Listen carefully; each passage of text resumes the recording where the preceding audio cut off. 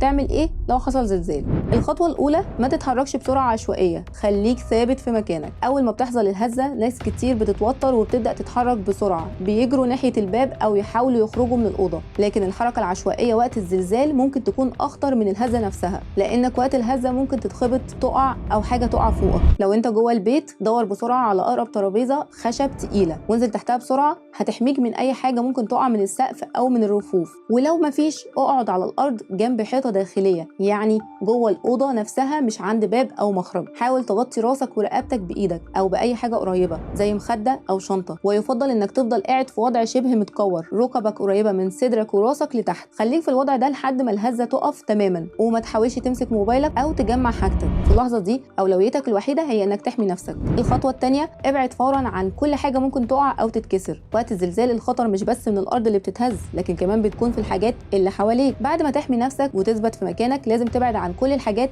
اللي ممكن تسبب اصابه. ما تقربش من الشبابيك لانها اول حاجه ممكن تنفجر ويتكسر الازاز بتاعها. ابعد عن المرايات والمكتبات العاليه، كل دي حاجات ممكن تقع فجاه. وكمان النجف او اللمبات اللي بتبقى متعلقه دي خطر كبير، فلو كنت تحتها اتحرك بسرعه لمكان تاني. لو انت قريب من المطبخ غير مكانك بسرعه، لان المطبخ مليان ادوات حاده وازاز واجهزه تقيله ممكن تقع او تتكسر. اختار مكان فاضي حوالين جسمك علشان حتى لو حاجه وقعت من فوق ما يبقاش في حاجه جنبك تزود الخطر. ثالث خطوه، ما تستخدمش السلم ولا الاسانسير. ناس كتير اول ما بتحس بالزلزال بتفكر تنزل بسرعه من العماره، بس الحقيقه ان اكتر مكان ممكن يكون خطر وقت الزلزال هو السلالم. طب ليه؟ لان السلالم مش دايما بتكون متثبته على نفس الاساس القوي بتاع المبنى كله، وممكن تنهار او تتشقق في اقل هزه، خصوصا في المباني القديمه او اللي مش معموله لمقاومه الزلازل. وبرده الاسانسير بيكون خطر جدا لانه ممكن يقف فجاه او يقع لو حصل خلل في الكهرباء او الاسلاك. حتى لو الزلزال وقف وقررت تنزل، ما تفكرش تستخدمه نهائي. التصرف الصح، استنى لحد لما الهزه تقف تماما، وبعدها لو المبنى شكله سليم انزل بهدوء من السلم.